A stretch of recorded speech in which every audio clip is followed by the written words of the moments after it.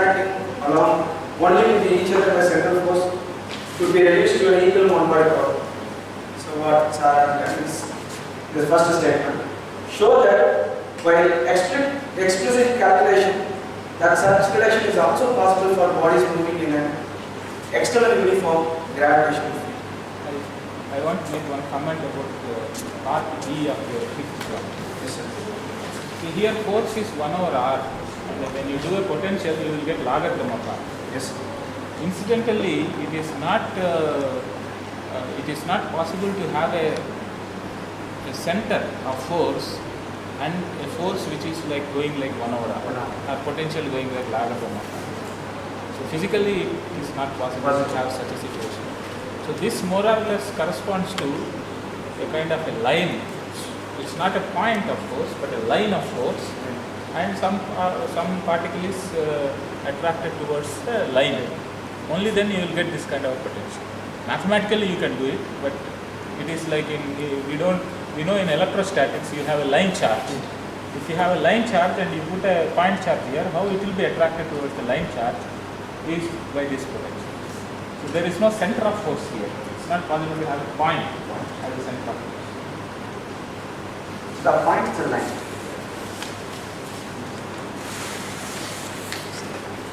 Sixth problem. So the Lagrangian part of the problem is that is kinetic energy of the center of mass plus kinetic energy about the center of mass minus the potential energy. That is, it's a function of r. In general, it's a function of, if I write in terms of center of mass and the relative displacement vector, it's a function of RCM and R. So this is the diagram. X and this is Y. This is Z axis, origin. This is mass M1, M2.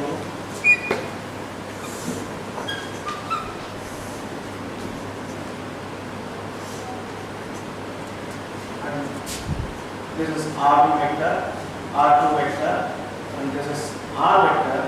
This is displacement, relative displacement between these two vectors, R1 minus R2. And there will be a point called center of mass for the center of mass coordinate called R vector. That is center of mass, RCM, this one. Now what is the kinetic energy for the center of mass? So this is half total mass dot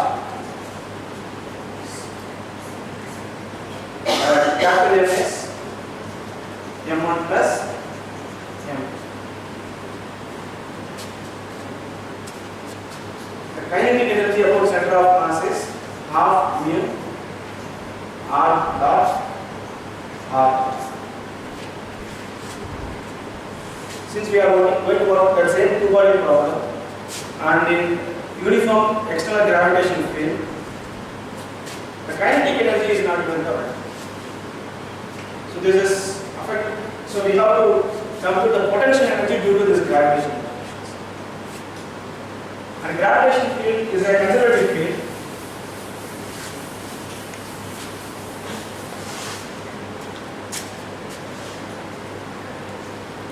So uniform gravitational field is there. This direction. So the potential energy due to this field is the potential energy of the first mass in this field.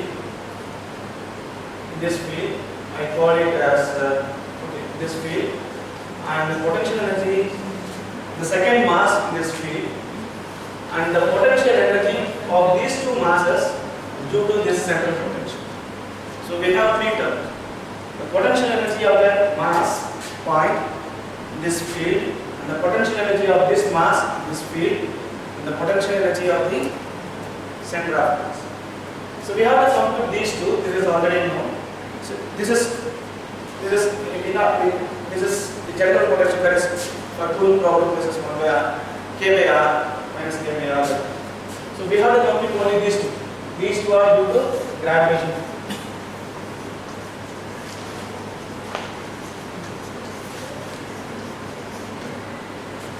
So what is V1? This is integral minus integral same territory F due to gravitational field on the first mass due to dot dr. What is dr? This is dx1I, the coordinate, the generalist, that is the coordinates of first mass, dy1j plus dz1. If I take dot product with this, so this is acting in the k direction, which implies this is mass m1g times dz1 dz. So this is m1g z1, some constant. I can take that constant to be some 0. By choosing proper limit, I can take that constant to be 0. Similarly, V2 can be determined as m2g z. Now substitute these values here. This is V is equal to minus m1g z1 minus m2g z2 plus V12 of r.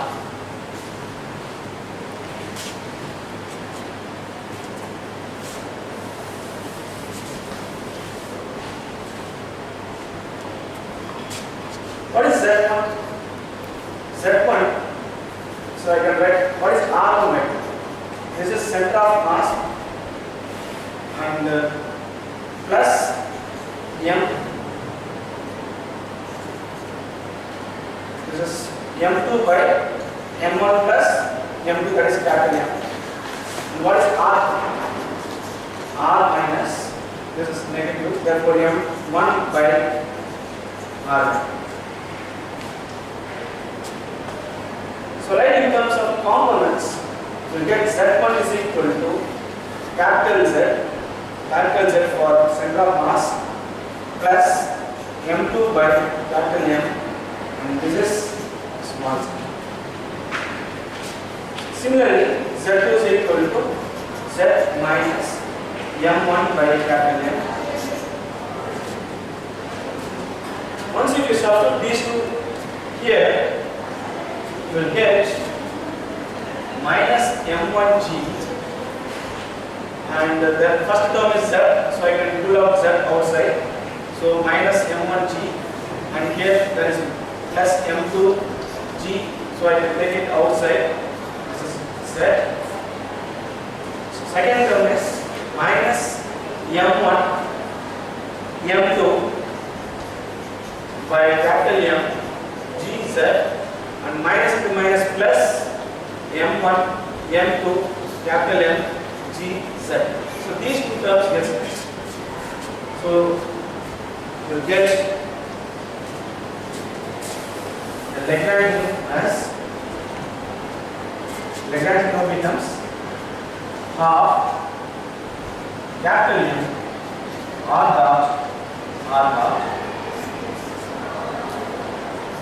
plus half mu r dot. Then the potential energy is minus V of r, that is V12 of r, minus into minus plus capital M g z. We combine this is Lagrangian due to center of mass, and this is Lagrangian for reduced. So I can write this for r, and write this as L, or I can put L. Choosing the coordinate, that is the origin of the center of mass to be,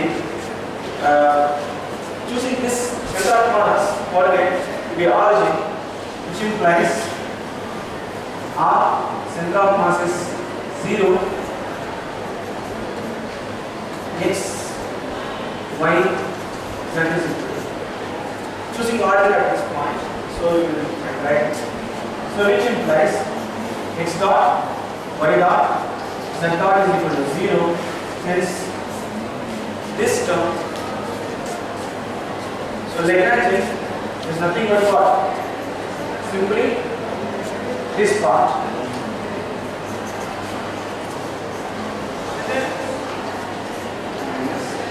V12 of y is V of y. So therefore, even in the external gravitational field, choosing proper coordinate system, one can write this two-body problem as one problem and reduce two-body problem to one body.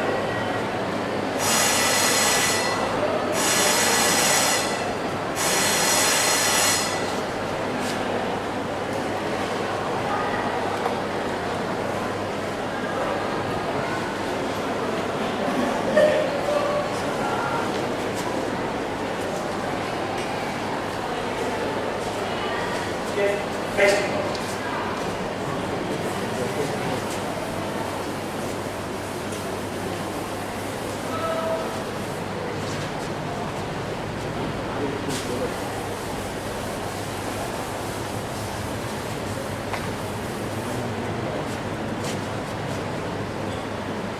Seventh problem.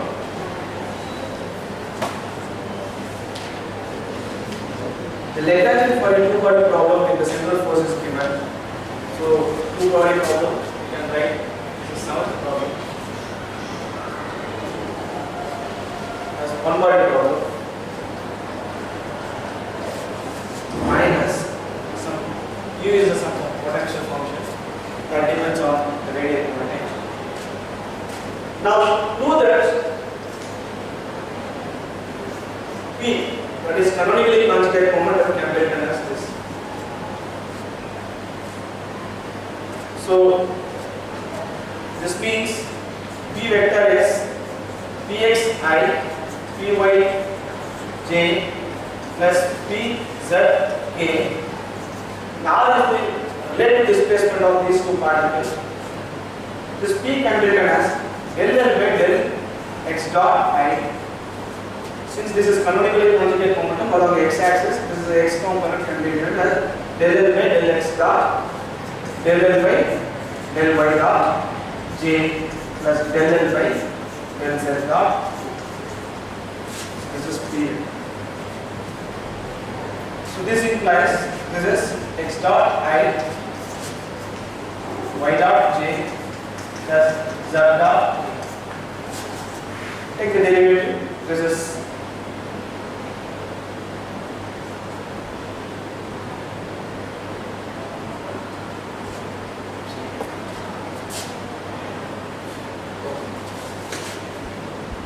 take the derivative with respect to r dot here.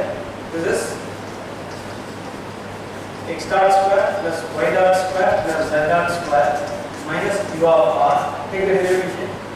You will get mu x dot times I plus mu y dot j plus mu z dot times k. So taking mu common, x dot I plus y dot j plus z dot k, that is equal to r. So this is true. This is first part.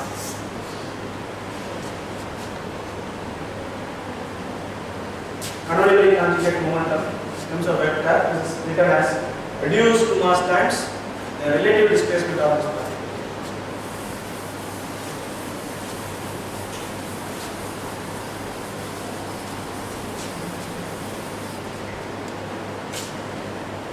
Second part is prove that in the center of mass frame, that is r vector is 0 for all time. P vector is equal to P1 minus P2.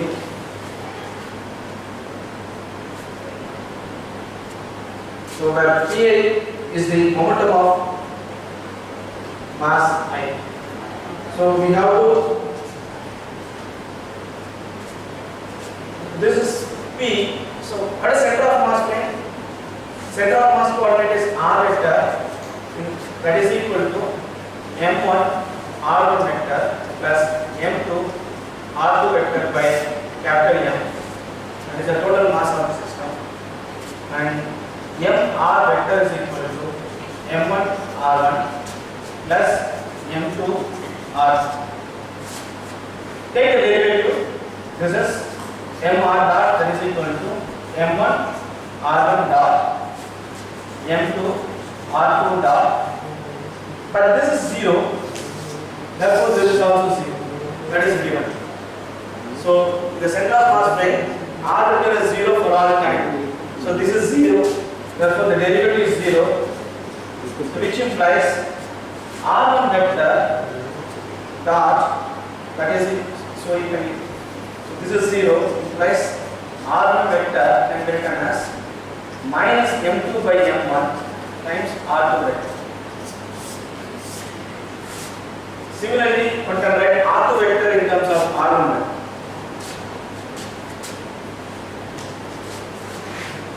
So this is 0. What is this? This is P1 and this is P2, that is equal to 0, which implies P1 is equal to minus P2. Center of mass, so the momentum of each part, since the center of mass momentum is 0, so therefore due to conservation of momentum, this must be 2. Next is, what is the relative moment? That is canonical conjugate momentum. This is equal to mu m1 m2 divided by capital M times r vector r1 dot minus so r vector is r1 vector minus r2 vector. So the dot this. So r2 dot. So m1 m2 divided by capital M. So this is canonically conjugate momentum in terms of relative displacement. So this is r1 dot minus m1 m2 divided by capital M r2 dot. Combine these two. So m2 by capital M times p1 minus, combine these two, this can be written as m1 by capital M p2. So this is canonical conjugate. From these two, one can write, you can do that. If I substitute for P1 here, P1 vector is equal to M2 by M1 capital M minus P2 minus M1 by M P2. So taking minus P2 outside, so minus P2 M1 plus M2 divided by capital M. So capital M is M1 plus M2. So which implies P is equal to minus P. But P2 is equal to minus P2 is P1. Therefore, this is true. Finally, we have one more. So we have to show that the center of mass frame, the angular momentum L1 of particle 1 is related to the total angular momentum L. Similarly for particle 2, and we have to check whether these two L1 and L2 are conserved or not. So that part I have.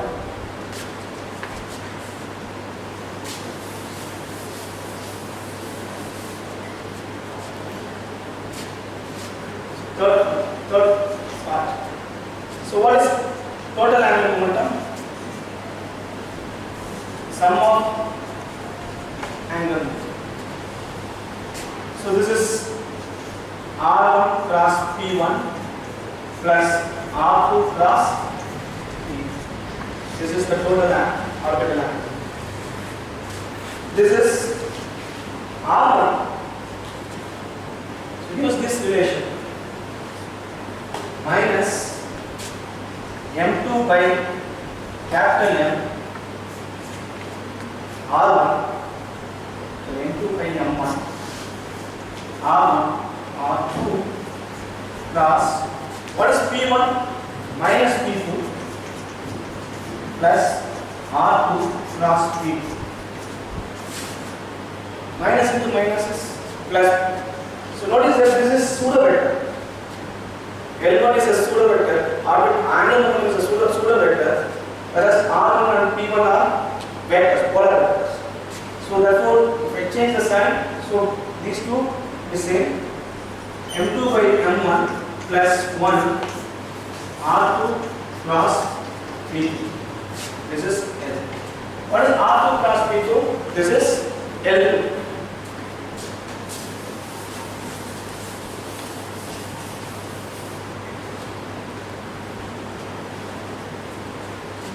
So L vector is equal to M1 plus M2 divided by M1 L2 vector, or L2 vector is equal to M1 by total mass times L vector.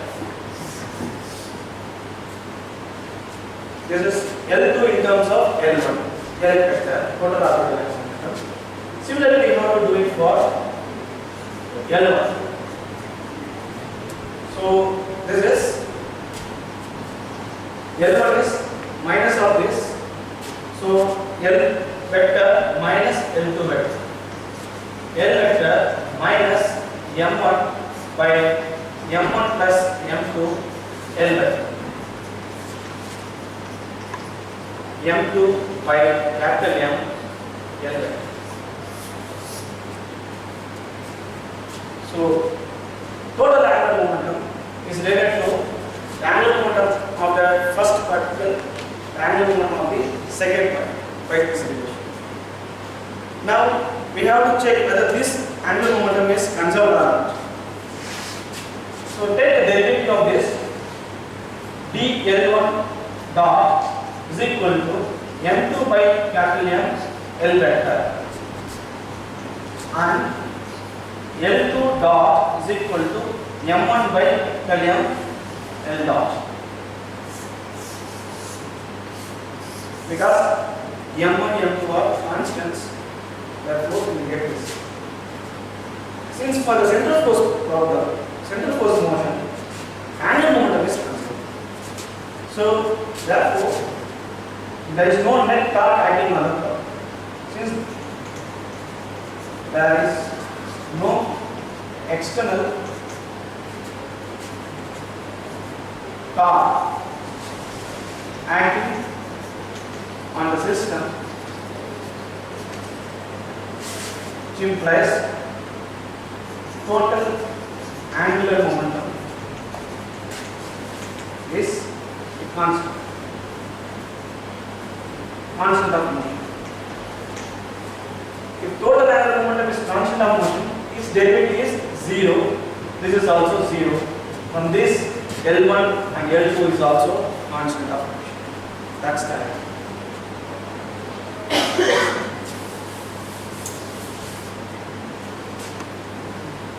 So L dot is equal to 0 implies L1 dot is equal to 0, or L1 is a constant of motion. Similarly, L2 dot is equal to 0, or L2 is also a constant of motion.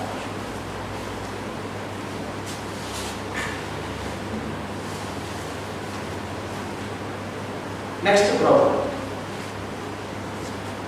Eighth problem. Prove that in rectangular coordinates, the magnitude of aerial velocity is half x y dot minus y x dot. That is, we have seen in the morning lecture of Satya sir, aerial velocity is constant.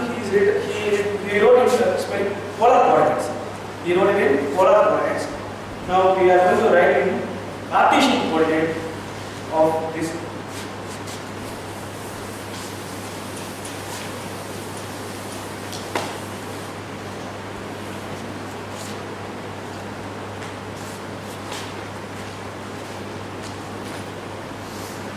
Coordinates. particle is moving on in some path, and this is the center of the force, and let R be the position vector from the center, and at some instant this is the displacement of this particle, and this, so this is R vector, R plus dr vector, delta R vector, and this is delta R. Now what is the area subtended by this triangle is half R cross del R.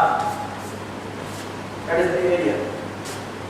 Del A vector by del T, that is equal to half R vector cross del R vector by del T. In the limit delta T tends to 0, del A vector by del T, that is equal to half R vector cross limit delta T tends to 0, del R vector by.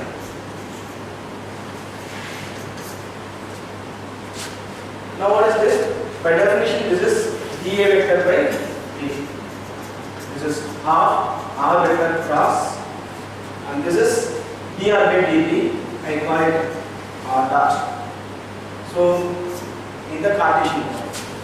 So what can expand this?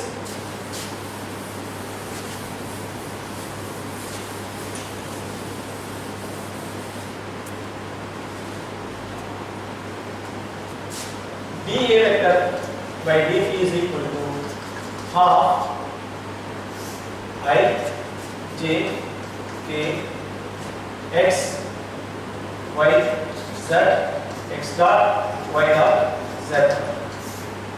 This is equal to half y z dot minus z y dot minus j x z dot minus z x dot plus half, sorry, this is I j half here x y dot minus y x dot times k. Since the particle is moving on a plane, that is L vector is equal to R cross P, this we know, and this L vector is perpendicular to R as well as P. The dot product we take is 0. Hence, this is moving on an xy plane. Since it is moving on xy plane, z and z dot is 0. Are 0. So z is also 0, z dot is also 0. There is no motion on the z axis. So this implies this term and this term.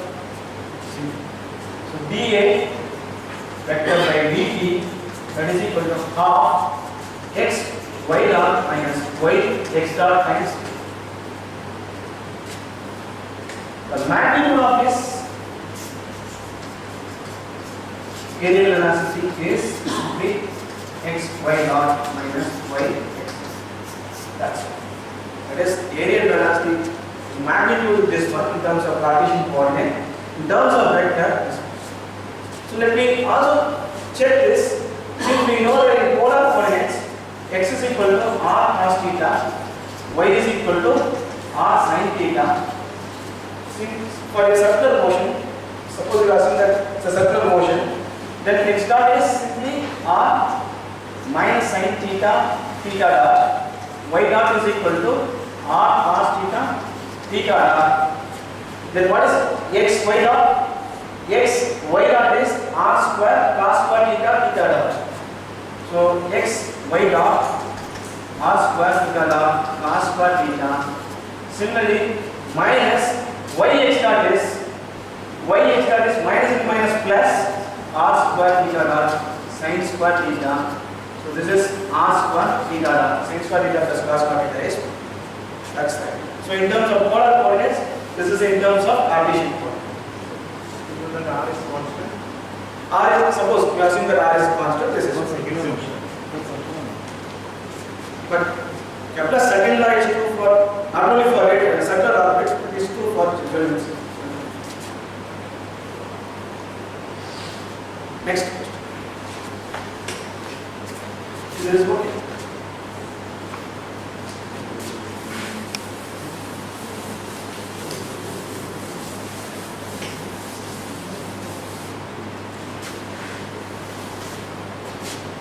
Next is the equation for the path of a particle moving under influence of central force whose magnitude is inversely proportional to the square of the distance between the particles.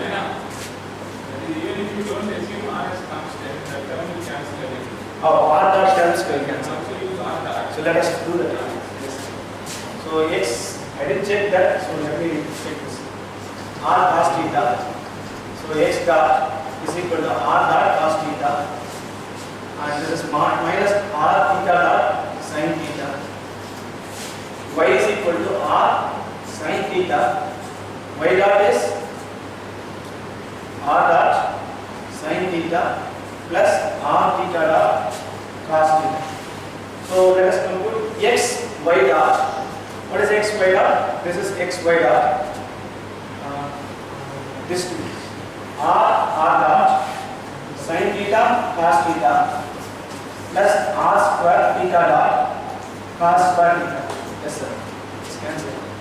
So y x dot is this one.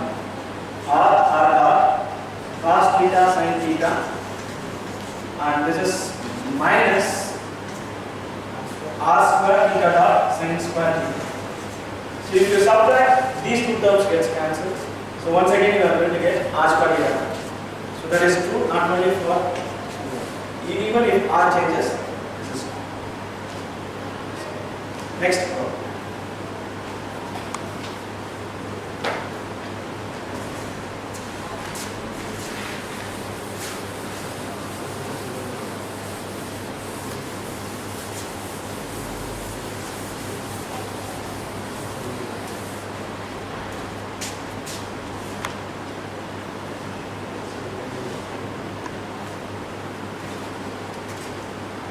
The equation of the path of a particle. So we have to, so given this integral L by R square into dr by square root of 2 mu E plus, so here the potential is given, that is minus K by R, attractive potential.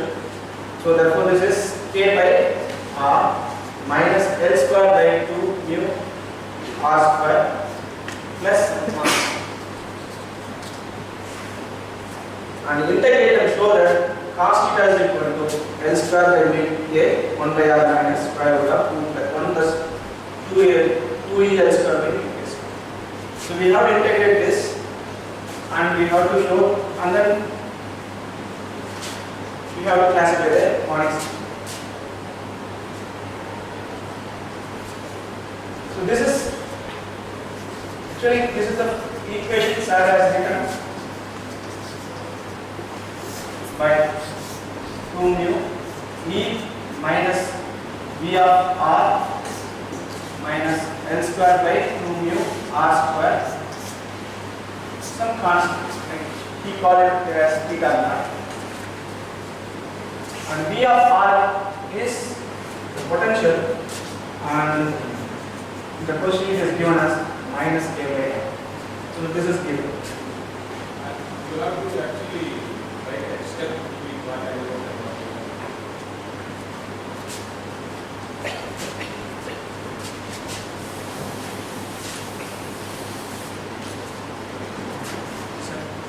I think what I wrote and what you have written, one step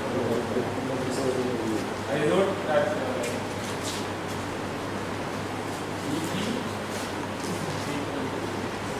regular T is equal to integral VR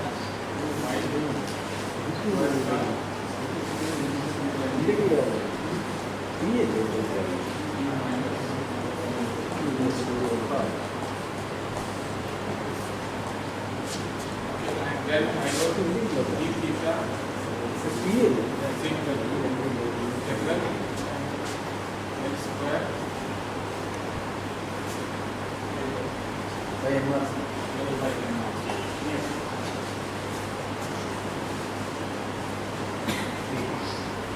this moment, I don't even have to. So you write dt equal to mr square by L.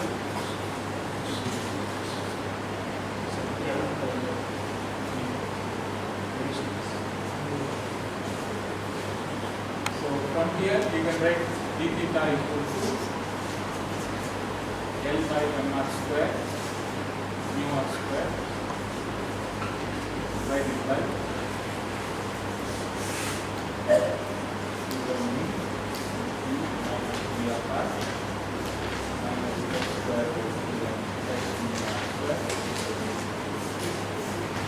and take this mu inside, it will become mu square. So you get twice mu here, and then V of r is given.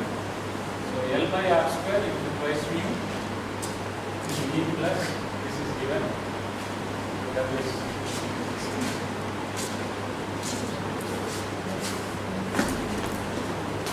So once it is substitute the potential, we get that. So we have to solve this integration. So we have to integrate this.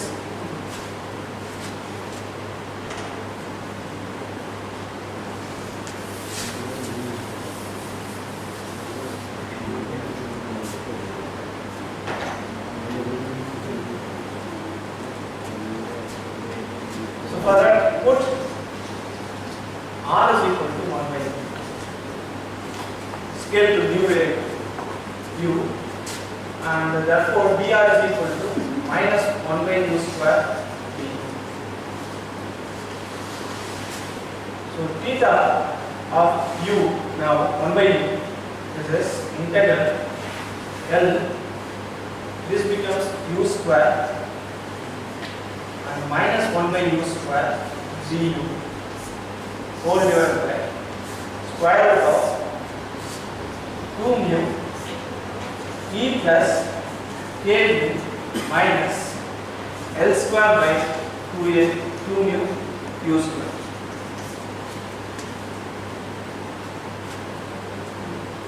So these two let's cancel, minus integral L du by square root of 2 mu e plus so some 2 mu e 2 mu a u minus 2 mu gets cancelled, so minus L square u square plus some constant.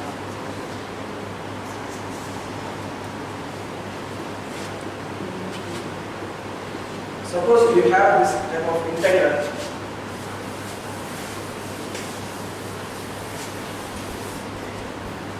Standard integral. Suppose we have something, some dx by square root of ax square plus dx plus c. Then if you solve, you will get 1 by square root of minus a sine inverse of 2ax plus b whole divided by square root of b square minus 4ac plus constant.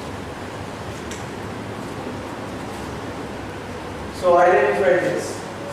The coefficient of x square is a, therefore a is equal to minus L square and b is equal to 2 mu a and c is equal to 2 mu e.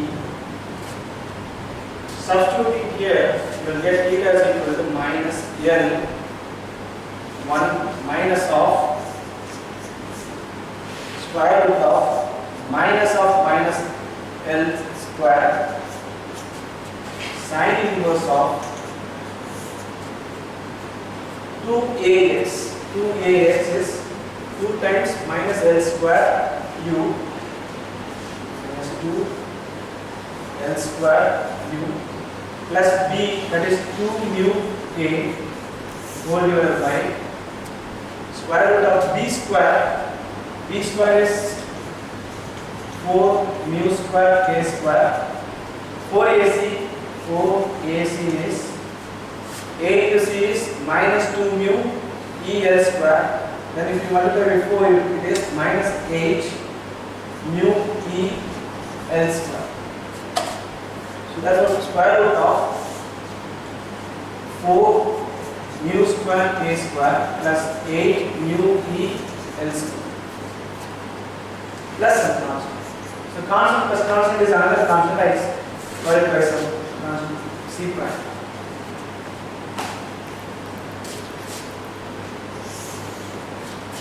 So this becomes theta is equal to L, square root of L is L, therefore this gets cancelled. Sine inverse of 2 mu k minus 2 L square u whole divided by. So one can take this one outside, 2 mu k, therefore this becomes 1 plus 8 mu EL square by 4 mu square k square plus some constant C prime. Divide this.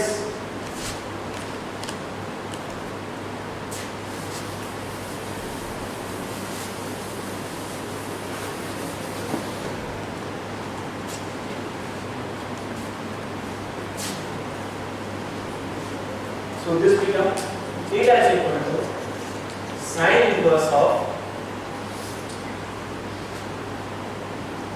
can we take L square outside? So this is 2 mu k by L square minus 2u whole divided by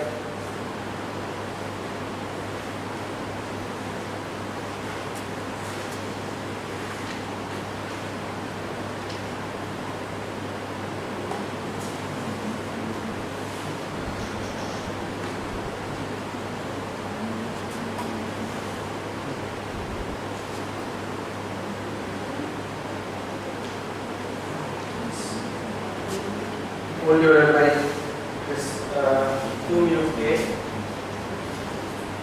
square root of 1 plus, so 2 gets cancelled, 2 E L square by mu k square plus constant C.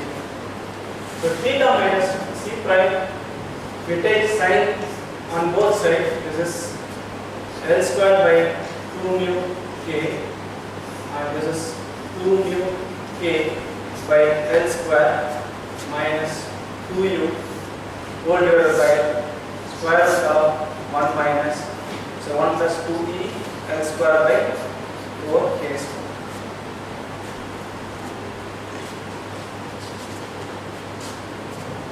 Choose constant. Constant is an arbitrary constant, therefore I can choose this constant to be pi by 2. So that C prime is equal to pi by 2. So therefore sine of theta minus pi by 2 is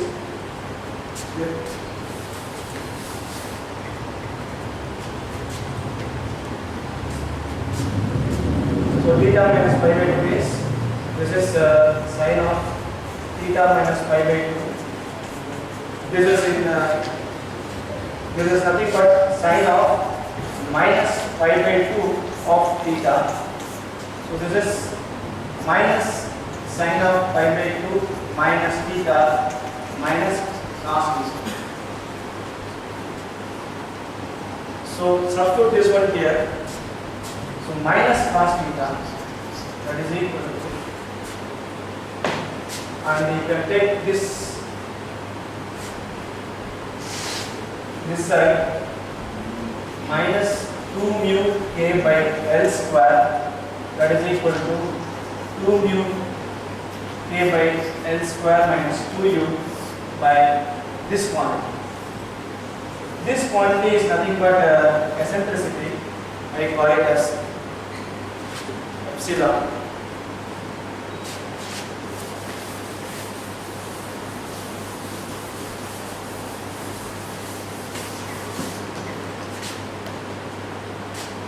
So